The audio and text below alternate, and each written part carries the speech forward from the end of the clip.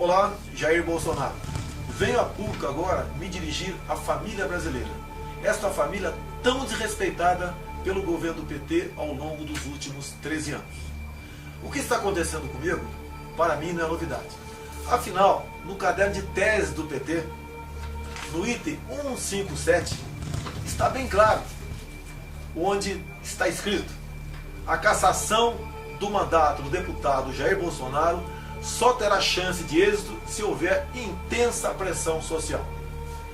Neste contexto, entra aqui a OAB Seccional Rio de Janeiro com o seu pedido de cassação junto ao Conselho de Ética, bem como representando-me junto ao Ministério Público.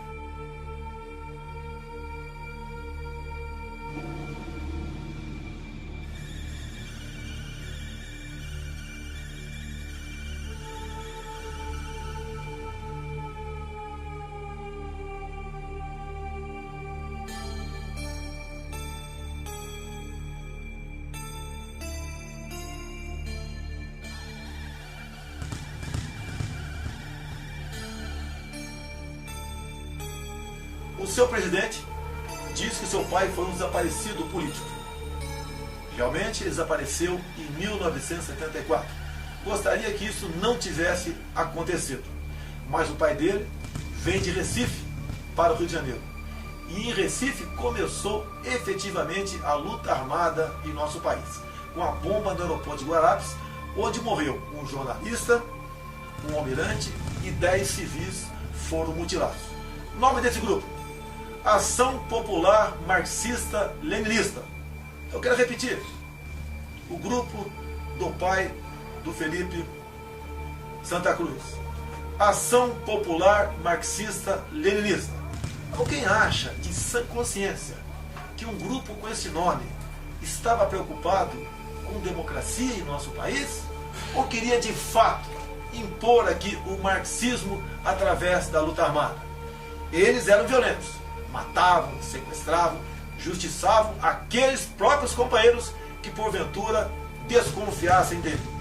Já utilizados em outros momentos da história brasileira, os chamados justiçamentos de militantes são retomados no início dos anos 70. É quando entra em declínio a guerrilha urbana contra o governo militar, implantado em 64. O assassinato do ex-militante comunista Salatiel Teixeira Rolim, no chinês, foi provavelmente a última ação de justiçamento promovida por grupos guerrilheiros que atuaram no Brasil nas décadas de 60 e 70. Acusado de desviar dinheiro do Partido Comunista Brasileiro Revolucionário e de delatar companheiros, Salatiel foi julgado e condenado por um tribunal revolucionário. A pessoa chegou a reconhecer que tinha sido presa e tinha feito um acordo com a repressão de voltar para entregar a organização. Então a organização justiçou ele. Os dirigentes da Ação Popular, antes de 64, todos frequentaram a Academia Militar de Pequim para se profissionalizarem na busca do teu sucesso, ou seja, o poder pelo terror. Agora, quem é que combateu esse tipo de gente?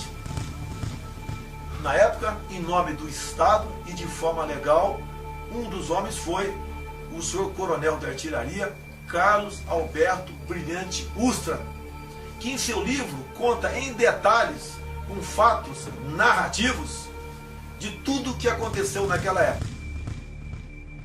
Além de desertor, Lamarca não cumpriu o juramento solenemente proferido pelos oficiais do Exército Brasileiro no momento em que recebem a tão sonhada espada.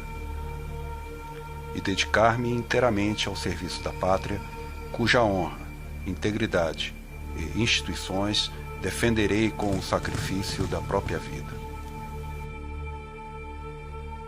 Hoje, parte da mídia, engajada em um esquerdismo renitente, mitifica Lamarca, rendendo-lhe homenagens por meios de filme e de reportagens.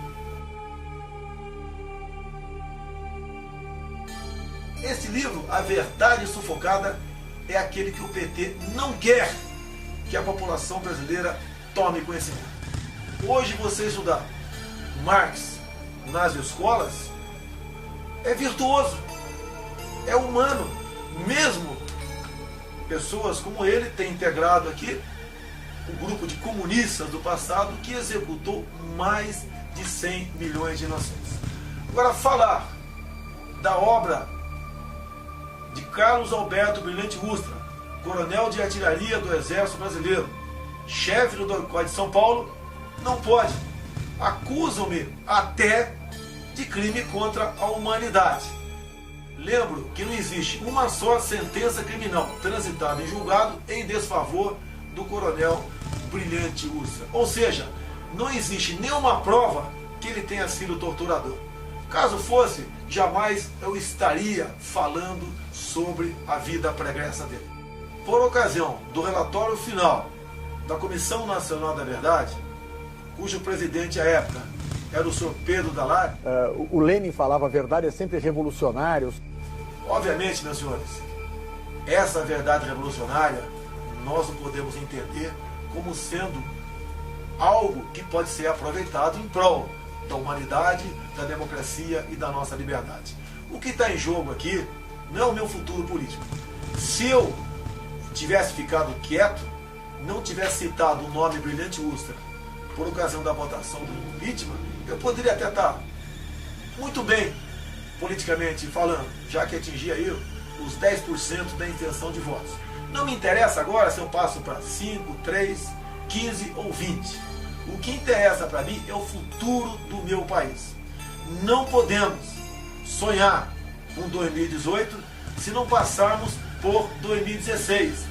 E toda essa carga ideológica pregada nas universidades, largamente difundida ao longo de décadas perante o seio da população brasileira, não for desmistificada. Então é importante que a gente se apresente, diga nome da organização que faz parte, do DA, do CA, da universidade. Né, o tempo é nosso aqui. Isso, já foi. Lorena, Federação Anarquista Gaúcha, Bloco de Luta.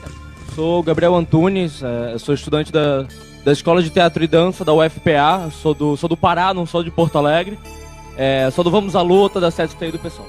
Sou Roberto, sou do Grupo Desobediência GLBT de Porto Alegre e da Comissão Especial da Diversidade Sexual da OAB. Sou a Luane, sou do coletivo Vamos à Luta, CST PSOL. Meu nome é Martina, sou professora, faço parte do 38º Núcleo do CEPERS e também do PSTU.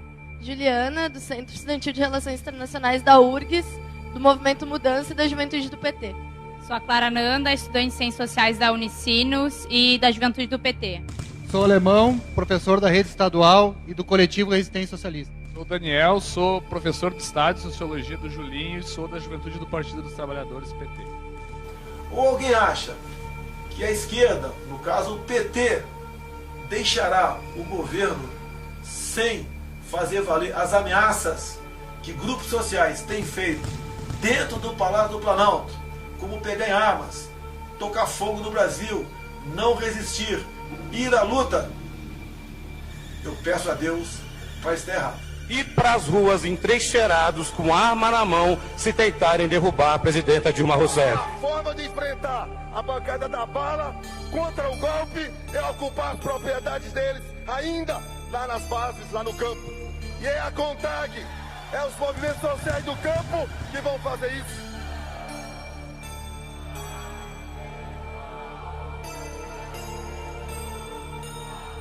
Milhares de mudas transgênicas criadas por meio de pesquisas desenvolvidas há 14 anos foram destruídas durante manifestação com mais de 1.000 mulheres ligadas ao movimento dos trabalhadores rurais sem terra, o MST. As mulheres entram na empresa e destroem as estufas onde estavam os testes.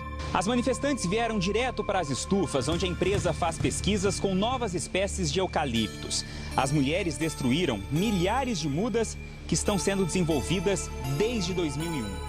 Em meu voto, antes de eu citar Carlos Alberto Brilhante Ustra, outro parlamentar citou Marighella, que tem como legado para o Brasil e o mundo o seu mini manual de guerrilha, onde ensinava